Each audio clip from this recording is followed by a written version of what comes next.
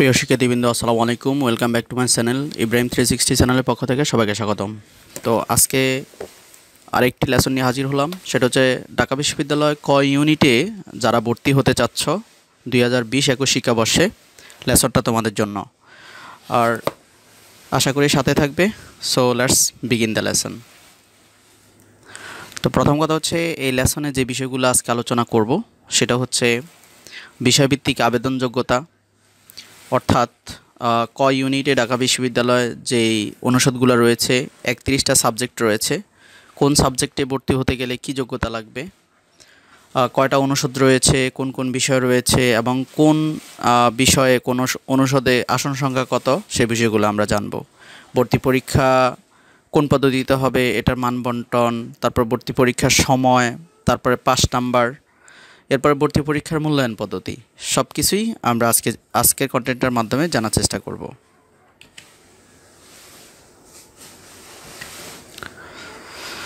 ওকে, তো আমরা জানি যে আবেদন যোগ্যতা, প্রথমেই ঢাকা বিশ্ববিদ্যালয়ে ভর্তি হওয়ার জন্য যে রিকোয়ারমেন্টগুলো লাগবে সেটা হচ্ছে মাধ্যমিক বা সমমান। সমমান বলতে এখানে আমরা কারিগরি, মাদ্রাসা সেকশনস, ভোকেশনাল থেকে যারা 2015 থেকে 18 সালের মধ্যে পাশ করেছে, আর অবশ্যই উচ্চ মাধ্যমিক সমমানের পরীক্ষা 2020 সনের পরীক্ষায় উত্তীর্ণ ছাত্রছাত্রী আবেদন করতে পারবে। অর্থাৎ এই বছর যারা এসএসসি পাশ করেছে শুধুমাত্র তারাই আবেদন করতে পারবে। আর এখানে জিপিএ লাগবে টোটাল 8 পয়েন্ট, চতুর্থ বিষয় সহ, ফোর্থ সাবজেক্ট সহ জিপিএ টোটাল 8 পয়েন্ট লাগবে। আর এসএসসিতে অথবা এইচএসসিতে যে কোনো একটাতে সর্বনিম্ন 3.5 হলে চলবে, তার নিচে হলে আবেদন করা যাবে না। ওকে, তো 3 পয়েন্ট সর্বনিম্ন স্কোর।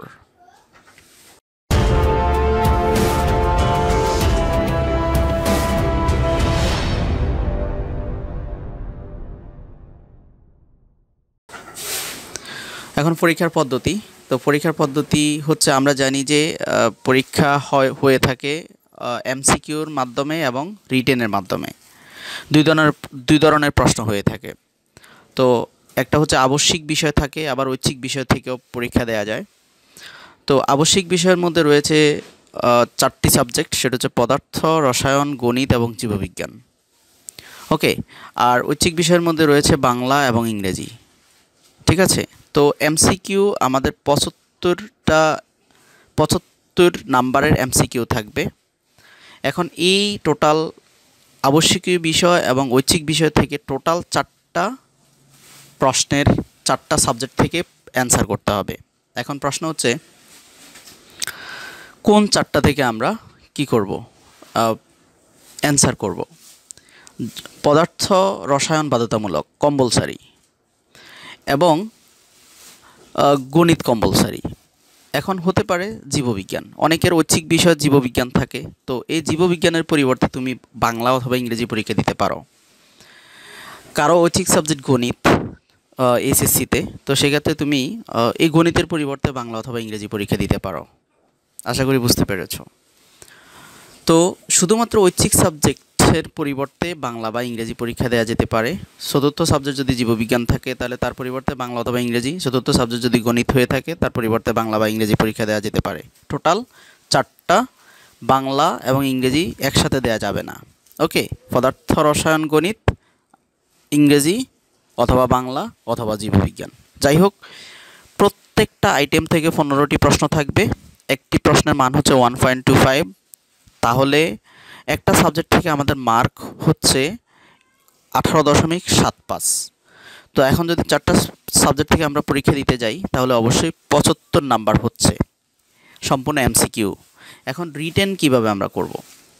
পদার্থ, রসায়ন, গণিত এবং জীববিজ্ঞান ওই আগের ন্যায় এখান থেকেও 4টা সেক্টর থেকে 4টা সাবজেক্ট থেকে আমাদের অ্যান্সার করতে হবে।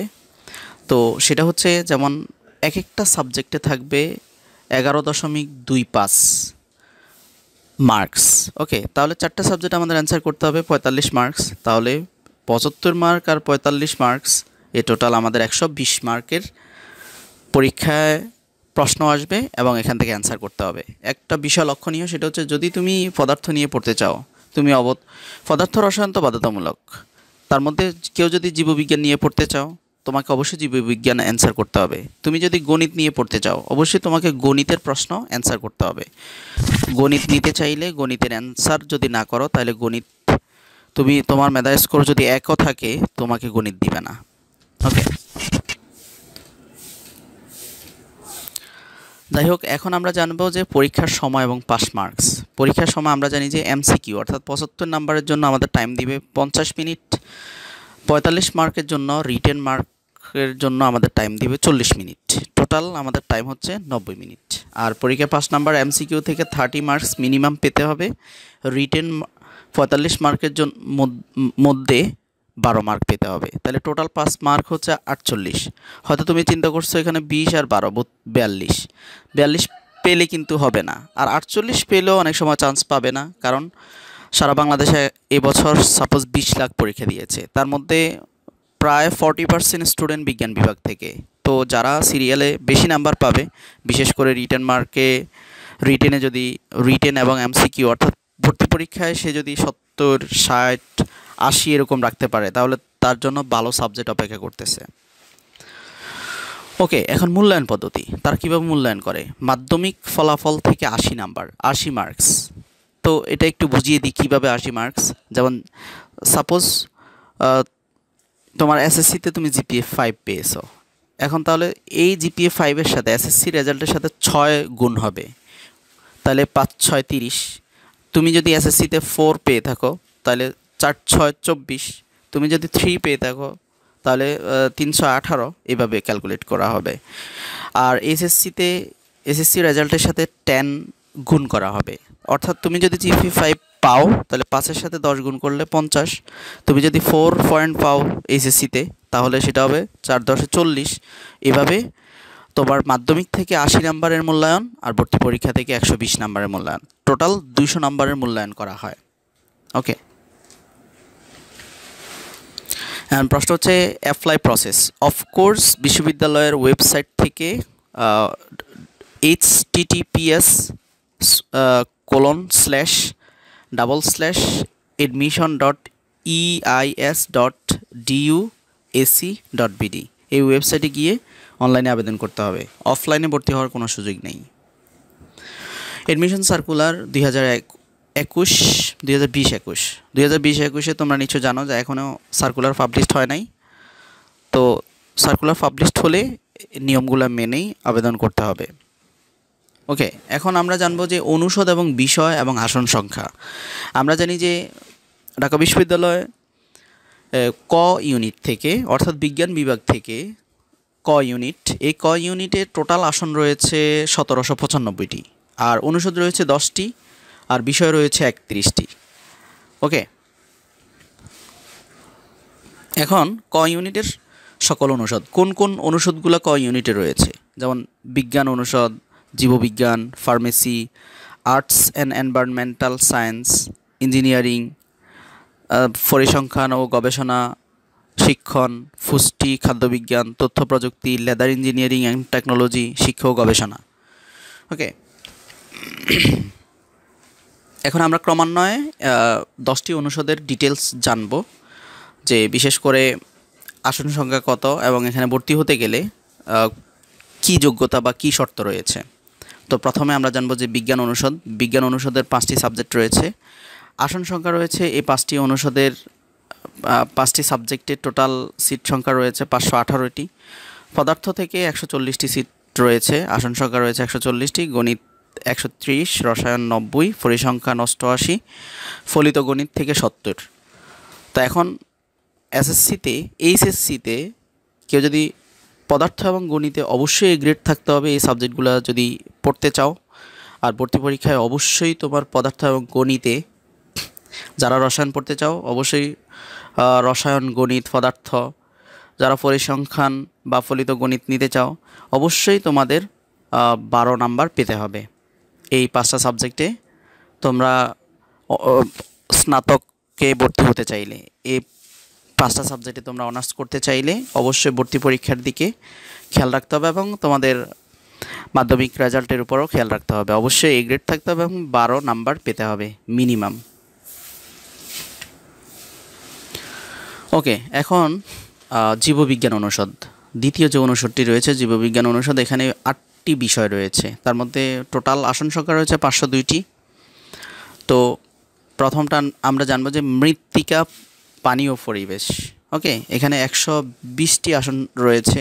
উদ্ভিদ বিজ্ঞানে 75টি, প্রাণীবিদ্যায় 100টি, প্রাণ রসায়ন অনুপ্রাণ বিজ্ঞান 60টি, মনোবিজ্ঞানে 50টি, অণুজীব বিজ্ঞানে 40টি, তারপরে মৎস্য বিজ্ঞানে 40টি, জিন প্রকৌশল জীববিজ্ঞানে 17টি। এই টোটাল 8টি সাবজেক্টের আন্ডারে টোটাল 502টি আসন রয়েছে। তো এই সাবজেক্টগুলোর ক্ষেত্রে বিশেষ করে যারা প্রাণীবিদ্যায় পড়তে চায় তাদের অবশ্যই জীববিজ্ঞান এবং গণিতে এ গ্রেড থাকতে হবে, বা উদ্ভিদ বিজ্ঞানে যারা পড়তে চায়, মৎস্য বিজ্ঞানে যারা পড়তে চায়, জিন ও প্রকৌশলীতে যারা পড়তে চায়, জীববিজ্ঞান এবং গণিতে অবশ্যই গ্রেড থাকতে হবে। আর পদার্থ, গণিত, জীববিজ্ঞান এতে 12, কোনো সাবজেক্টে মিনিমাম 12 পেতে হবে, কোনো সাবজেক্টে 15 পেতে হবে। যেমন প্রাণীবিদ্যায় করতে চাইলে অবশ্যই 15 পেতে হবে। তারপরে যে অনুষদটি রয়েছে সেটা হচ্ছে ফার্মেসি অনুষদ।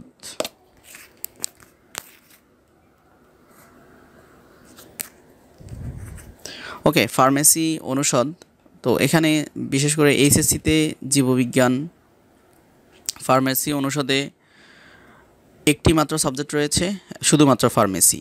65টি আসন রয়েছে। আর এখানে অবশ্যই এই ফার্মেসিতে ভর্তি হতে গেলে জীববিজ্ঞান এবং গণিতে এ গ্রেড থাকতে হবে। রসায়ন, জীববিজ্ঞানে সর্বনিম্ন 15 থাকতে হবে ভর্তি পরীক্ষায়।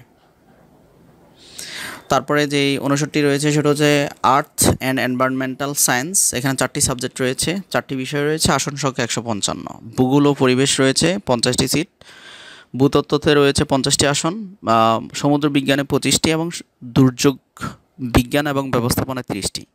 এ টোটাল এইচএসসিতে এই 4টি সাবজেক্ট যারা পড়তে চায় অবশ্যই এইচএসসিতে রসায়ন এবং পদার্থ গণিতে এ গ্রেড থাকতে হবে।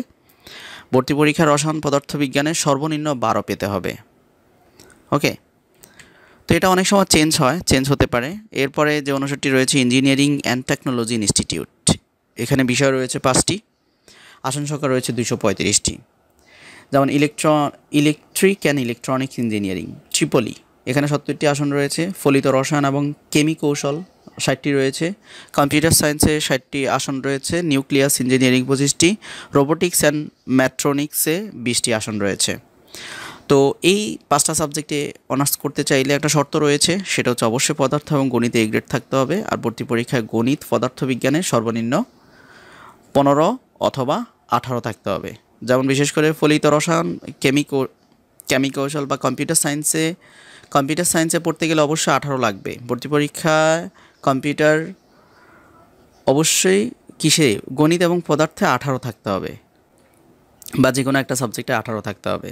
ইলেকট্রিক বা ইলেকট্রনিক ইঞ্জিনিয়ারিংয়ে পড়তে গেলেও 15 লাগবে মিনিমাম।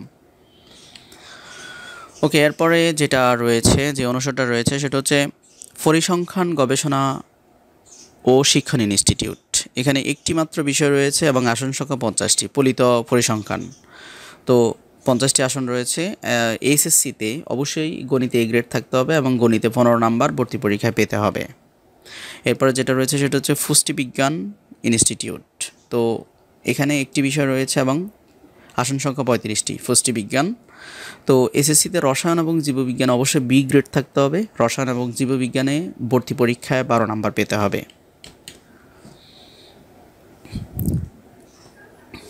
ওকে, তারপরে রয়েছে তথ্য প্রযুক্তি ইনস্টিটিউট।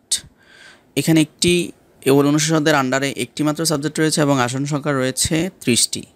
সফটওয়্যার ইঞ্জিনিয়ার, এই সফটওয়্যার ইঞ্জিনিয়ারে মাত্র 35টি আসন রয়েছে। তো এই এইচএসসিতে পদার্থ এবং গণিতে অবশ্যই কি থাকতে হবে, এ গ্রেড থাকতে হবে এবং ভর্তি পরীক্ষায় পদার্থ এবং গণিতে 18 নাম্বার অবশ্যই পেতে হবে। সফটওয়্যার ইঞ্জিনিয়ারদের অনেক ভ্যালু রয়েছে, অর্থাৎ এখানে লিখিত পরীক্ষায় ভর্তি পরীক্ষা 18 নাম্বার পেতে হবে কেউ যদি সফটওয়্যার ইঞ্জিনিয়ারে ভর্তি হতে চায়। তারপরে যেটা রয়েছে leather engineering and technology institute, এখানে 3টি বিষয় রয়েছে এবং আসন সংখ্যা রয়েছে 150টি, প্রত্যেকটি সমান সংখ্যক আসন। লেদার ইঞ্জিনিয়ারিংয়ে footwear engineering and leather product engineering.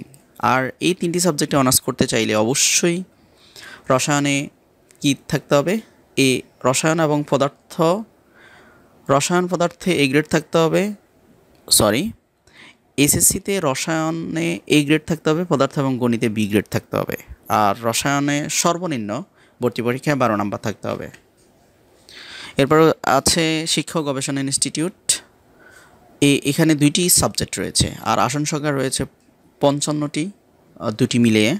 ভৌতবিজ্ঞান 30টি আসন রয়েছে এবং জীববিজ্ঞান বিষয়ক 25টি আসন রয়েছে। তো এই 2টি সাবজেক্টে পড়তে গেলে অবশ্যই রসায়নে A গ্রেড থাকতে হবে, পদার্থ গণিতে B গ্রেড থাকতে হবে, আর ভর্তি পরীক্ষায় সর্বনিম্ন 12 পেতে হবে। এখন সতর্কতা, আমরা অনেক সময় কিছু কনফিউশনে পড়ে যাই যে ভর্তি পরীক্ষার প্রস্তুতি নিয়ে। তো ভর্তি পরীক্ষার প্রস্তুতির জন্য তুমি নিজে প্রস্তুতি নিতে পারো অথবা কোনো কোচিং সেন্টারের সহায়তা নিতে পারো।